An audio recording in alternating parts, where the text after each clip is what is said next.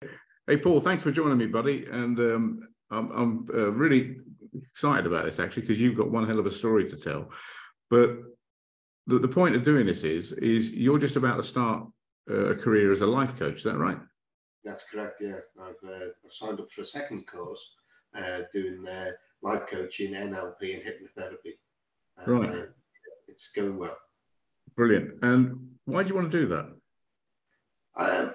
I feel that to myself, the reason I want to do this is because I've been through a lot myself, as you very well know, and I want to be able to help people along the way, because people are held back by their own, their self beliefs and the things that they put in front of themselves and make them worried about things. And life's too short to have all these worries. It can be finished like that.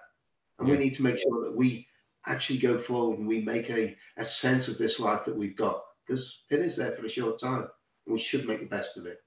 Yeah, no, I can't disagree with you there. And what's interesting for me with you doing this stuff is out there's a lot of people that are doing life coaching skills and, motivating people and giving them lots of information. And without being disrespectful to a lot of them have been on courses and learned this stuff, but haven't gone through the process of actually applying it in their own lives. Because I was reading a book recently by Greg Braden. It was quite interesting, and he was talking about universal principles and some of the ancient scriptures and civilizations. And one of the things they always used to talk about, one of the learning points, was you never learn anything completely until you've been through what they determine is the dark night of the soul. And you've had a few of those dark nights, my friend, haven't you? Yeah, I can definitely say I've had a few challenging situations, let's put it that way. I've been through brain surgery twice. I've had a stroke, and unfortunately, I was severely impaired with COVID during that period. And yeah, I remember that. Coming out of those, that gave me that sense of possibility, the understanding that you've got to have motivation, you've got to have that self-belief to be able to move forward, because otherwise anybody that comes to these situations has a choice. We can either carry on or we can fold. Yeah, we can let it go. Yeah, no, absolutely, mate. And I remember when you had that injury to your brain, they told you you'd never walk again. Is that correct? What happened was I had a fall. I practiced and I teach martial arts, and I had an impact onto the back of my head, which resulted in a subdural hematoma, which is a bleed on the brain. Now that was fine. It was dealt with. They drilled holes in my head. They released the pressure, and that was going well up until a time where I started feeling really, really bad, and it was a case of going back to the hospital, and they then did a CT scan, and they found that I had an aneurysm. Now, the aneurysm was not found because they didn't do a CT scan right at the beginning, because they did an X-ray, so I had a bleed on the brain. That was it. It was done. So at this point in time, or at that point in time, and still now, is we don't know whether or not that aneurysm was caused through the fall or whether it was already there. For me, the bonus is I've got to look on the positive side for all issues, all areas. If I hadn't have had that fall, if I hadn't gone to hospital, they may never have found that aneurysm. So I could have died from the aneurysm. So I went back in. They did another operation. You can't actually see it, but I've got a big scar across here where they did what's called a craniotomy, and they opened up my skull and they clipped the aneurysm, so it's no longer a threat to me. But while I was on the operating table, I had a mini stroke, which left me paralyzed down my left-hand side. And I think that's what you're talking about, is that self-belief. Now, when all of this happened, it just so happened, it was only a few months after I'd sat on one of your courses. And that was the I did it. Yeah, it's my fault. The NLP programming and all of that. So I had this knowledge in my brain that actually we can work with stuff. We have the ability to redefine the way we think, etc. So I started working on myself in the hospital, because I knew that if I didn't start processing and practicing the ability to walk, to get up, to move, then I'd just be struggling with it. And it did help. So, Along the way. so basically, you came on a course a few months earlier, learned some stuff, NLP and hypnosis stuff, and all the mind stuff that we do. And then you had this fall, and they found the aneurysm, and then you had the stroke. But what you did was take what you learned on the course and implemented it. Absolutely, 100%. Well, see, I was going to say this is the point, and I think for anyone listening to this, is anyone can give people information. I mean, it's readily available. It's out there. You know, the internet's full of it. But what we find in business, as in life, is people don't implement what they need to implement to make things happen, and that's exactly what you did. Yeah, and I had a strong belief that my destination, my direction had to be forward and upwards, because if I didn't, from the hospital bed that I was sitting in, the only view I had was going down, and I did not want to be going down. So what was the prognosis that the doctors gave you at that time? Well, they said that I may be impaired. They couldn't say to what great degree I'd have problems. I had what's called a minor spasticity of the hands. I could only use the hands slightly. I couldn't walk, so I was on crutches. I was on a Zimmer frame, then crutches. But I was determined I was getting out of that hospital. And when I did get out of the hospital, which was the December, they put me in contact with a physiotherapist to try and look at, working with my both my movement, my arms and my legs, because it was hard to walk. I was on 2 sticks, 2 crutches, and I'll always remember going to the physio and on 2 crutches, and he sat there and he's had a quick assessment of me, and he's read the files and everything else. And he turned around to me and he said, "Mr. Keates," he said, "right," he said, "where do you want to be in 12 months' time?" And I said, "Well, I want to be back to what I was beforehand." And I don't know whether it was because he actually smiled and had a little laugh similar to that. And he went, "No, realistically, Mr. Keates, where do you want to be in 12 months' time?" And I went, "I want to be back. I want to be as I was." And he said, "I'll tell you what we'll do." He said, 12 months' time, he said, "I'll have you walking on 1 walking stick." And he went out and he brought back these old men walking sticks, the old wooden ones. Yeah. And I looked at them and I said, "I am never, ever going to walk with them." And to be honest, I got a bit angry, not with him, but also with myself. And I said, "Look, I'll tell you what I'll be doing, where I'll go in 12 months, or what I'll be doing. And I don't know where it came from." And I said, "I'm going to walk a mountain in 12 months. I'll be climbing mountains in 12 months. I've never climbed a mountain in my life, Mark." Yeah. So where that came from, I have no idea. And I'll be totally honest, I left there and I didn't go back. You didn't see the physio again? Physios. I started doing my own training. As I said, I've got a martial arts background, but I started with basic understanding of balance, and I pushed myself and and I made sure that I was working with the way the brain works. That is, if I try something, it'll work to a degree. If not, it'll try and find a different route.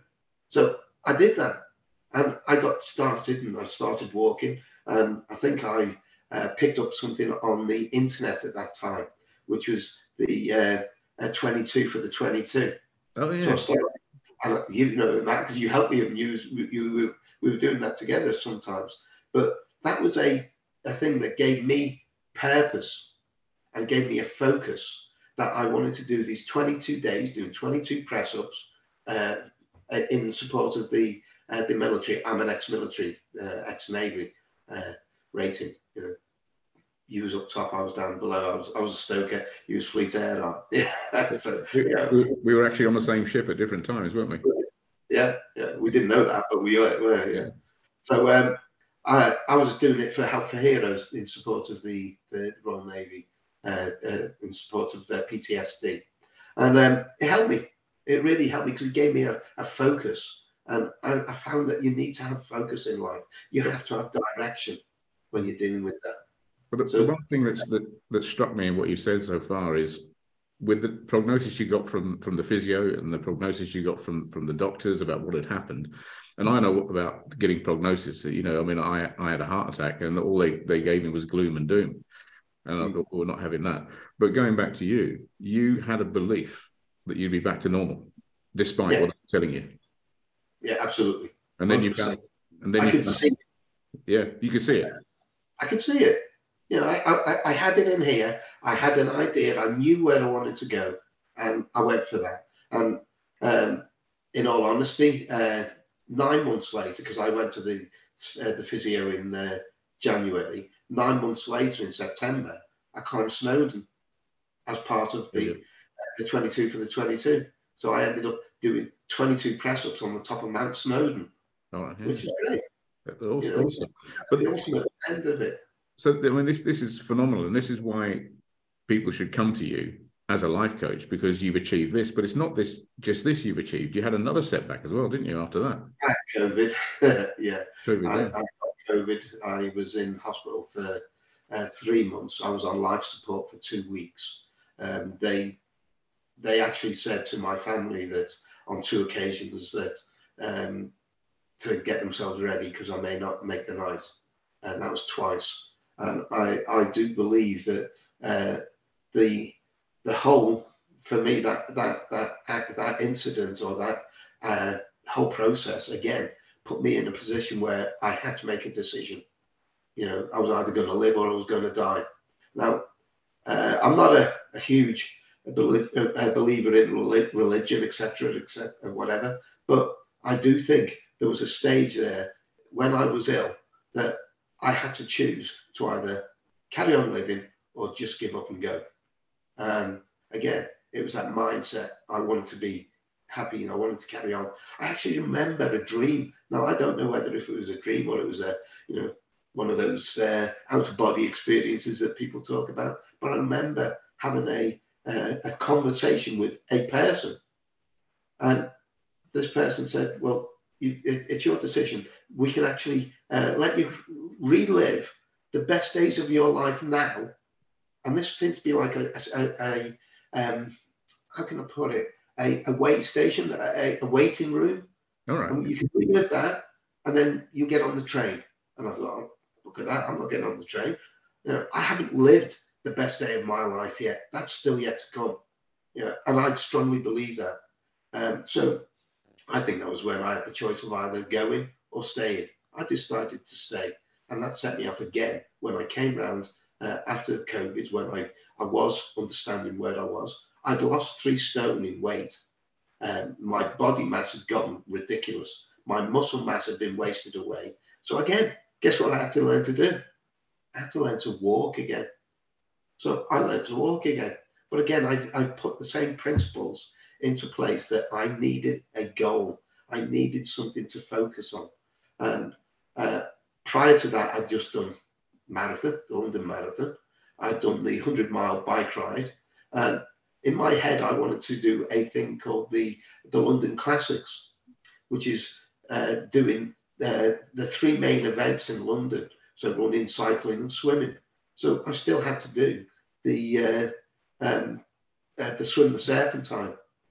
And I came out again in January from the hospital. And it's something about September. September that year, this is 2021, I swam 2 miles in the swim the Serpentine and I got my medals. And I was so happy with that.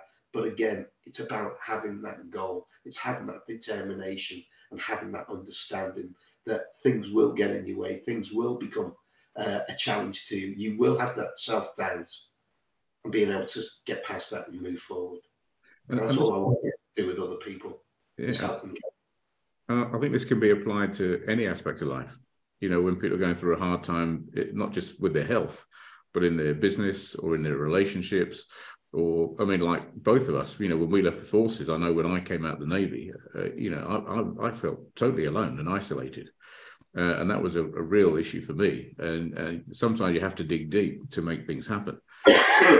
But, you know, going back to your story, you know, you had this, you had a fall, aneurysm on your brain, you had a stroke, you had to learn to walk.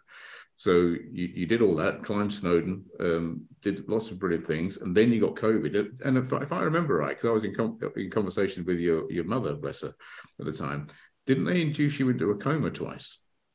Yeah, they actually put me in a coma there. They induced me twice into that, so I was on life support. Yeah, I was here where I had a tracheotomy, so I couldn't breathe myself. My lungs had gone. I remember. So they put all of that in. So I was on complete life support. Yeah, and then you know you come out of that, had to learn to walk again, to redo the whole process, and then you swam the Serpentine to get your medals from the London Classics, which is a phenomenal story. You know, a lesser person would have given up. So what do you put it, if you had to sort of filter it all down to one thing that kept you going, what was it? It was the will to carry on. It was the love of life. You've got to have a passion. You've got to have something to identify with, something that you want to be doing. I wasn't ready to give up, Mark, and I'm still not. So it is about actually having something that you want to move yourself to. The reason I'm starting this course, I started the first course doing the life coaching. In fact, I started the NLP stuff with you, many years ago, 2014, before I had the aneurysms. But it was always something I wanted to do. So now I've got that focus and I really want to push that. And that's where I'm going to be. Not when, it's just I will be there. And hopefully sooner rather than later. It's all down to me now. Well, I don't doubt it, because everything you said you'll do. You know, and I think for people watching this, if someone watching this is stuck and they need help, you're in that place where you're experiencing the dark night of the soul. Paul's a guy who's been through hell and back, and yet has achieved phenomenal things out of it. This is why I think you're going to make an absolutely phenomenal life coach. Because you've got the stuff that you can't buy, you've got the stuff that you can't learn, that people can't teach you, which is the experience of it. And it's that applied knowledge that you did, and that the belief you had that you would walk again, the purpose you found in your life to do it, to bring you through all this stuff, that you can instill into people. It's a remarkable story, and that's what's going to set you apart from all the other life coaches out there. Because I've been teaching this stuff for decades, as you know. I'm fascinated with psychology and positive psychology, how the mind works and everything else, and quantum mechanics and all that sort of stuff. And I talk about it and lecture about it, because I believe that if people knew this stuff, it's going to liberate them. And you're a walking, talking example of it. I wouldn't have been even thinking this way if I hadn't have met you, mate. To be totally honest. That's kind of you to say so, mate. But what you did was apply the little bit of knowledge I gave you, and you had that belief. You developed that belief and found that purpose that kept you going. That's priceless. So when does all the life coaching stuff start then? It started now. I've put out some requests for volunteers to work as case studies for me. I'm on the second month into it now. I've got another 4 months to go. And yeah, it's going well. I'm really enjoying it. And I'm seeing different visions and different versions from the stuff I've studied before. And it's all a learning curve, but it's a positive learning curve. So as in life, you've got to enjoy what you're doing. So if someone came to you and they said, look, I'm fed up with my life. I'm in a job I hate. I'm in either a dysfunctional or the relationship's ended, and I've got no money, and I want to find a house for myself and my children, as an example. What would be your starting advice to them? Well, the whole idea of that is to understand where they actually want to be. Is to identify what their vision of life is, what their beliefs are, and where they want to go. And then let's just sort of try and find a way of getting to that point for them. I don't know what people want. All I can do is I can ask relevant questions, and I can give them a guidance to how they need to be moving forward. Because everybody's different. what I think may not be what that person thinks, but I can certainly open up their minds to understand the direction that they need to go, because everybody's got it within themselves.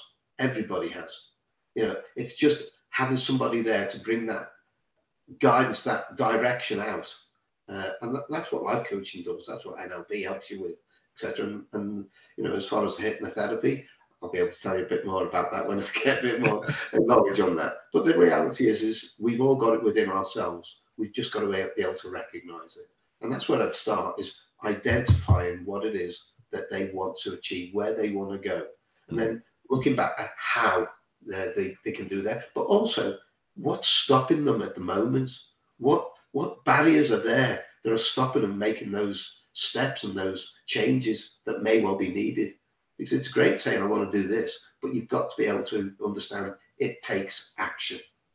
It does, and it's an interesting one because, you know, and all the stuff I've studied over the years, you've got to have a heart and mind coherence.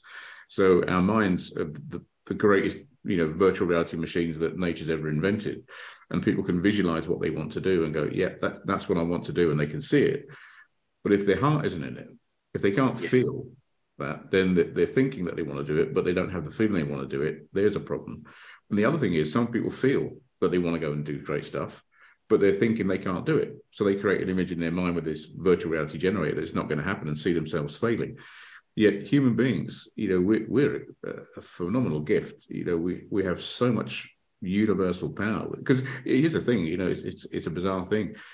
Everything that happened at the point of the Big Bang, everything was connected in one point of singularity, in one source. And I don't know if you know this, Paul, but the actual mass was about the size of a pea. This is what the astronomers and the scientists are figuring out now, that the whole universe was once contained the size of a pea, very dense, very hot, but everything was connected at that point. Then once the universe burst into being, we got space in between planets and stars and galaxies and so on and so forth. And then, you know, evolution came along as single cell amoebas, and then we developed some multiple cell organisms. But we all still go back to that single point of connectivity. So we have all the power of the universe within us. It's never been disconnected. But we're brilliant at talking ourselves out of our ability to actually achieve. And sometimes that happens in childhood. You know, children are told you never amount to nothing, you're useless, you're a waste of time. Absolutely. And that stays here. Yeah, yeah. And that's what you're going to be brilliant at, is shifting that mindset. Sorry? That's where we need to be able to take that away, those limiting beliefs, as I think it's called, because that's what we've been indoctrinated with. Because as you rightly say, a lot of people will, you know, you'll be dealing with everyday life, and you know, as you're growing up, and you might be that youngster who's been a bit of a hothead as they were going through life, and that person's always been told, you'll make nothing, you'll do nothing in life, you know, you'll always be this way. So that's ingrained in there, but that doesn't mean it has to be there. It can change. Yeah, no, absolutely can change. I think you're a great vehicle for it. So how do people get in touch with you? I'm going to be putting a new website up fairly soon, as far as that's concerned. At the moment, they can still contact me through RSS Limited, which is my company that I use for my training programs, that I do the teaching and training, conflict management and all of that. And the email for that is paul.keates at rss-training.com. Right. Or they can call me. You know, I'm quite happy. I'm happy to give my phone number over, and it's 07756 002 063. And I'm happy to talk to anybody. Well, with the power of editing, that should be underneath this video right now. Okay, so we'll get that sorted. But that's brilliant, Paul. Any last words of wisdom? Any golden nuggets from you? Never say never, because everything changes, and we all change, and we've got that ability to change within. All you've got to do is have that vision and that mindset. Once you've got that mindset, once you've got that vision going, you can do anything. You really can. Brilliant. Well, hey, absolutely fantastic, mate. Well, listen, thanks for joining me on this one. And anyone watching this, if you want any help, you're stuck, you don't know where to go, you want to achieve things, but you don't believe you can, or you're in your dark place of the soul right now, get in touch with Paul. You know, his email should be below, his phone number should be below. If anyone can help you, he can, because he's not only qualified and competent to do it, and I've known Paul a long time. He's experienced it and gone through that process himself. So he's, you know, he's walked the walk and he's talking the talk, as in what they all say. All right, matey, listen, that's absolutely brilliant. Thanks for joining me, and we'll catch up soon. Indeed. Take it easy, man. All right, take it easy.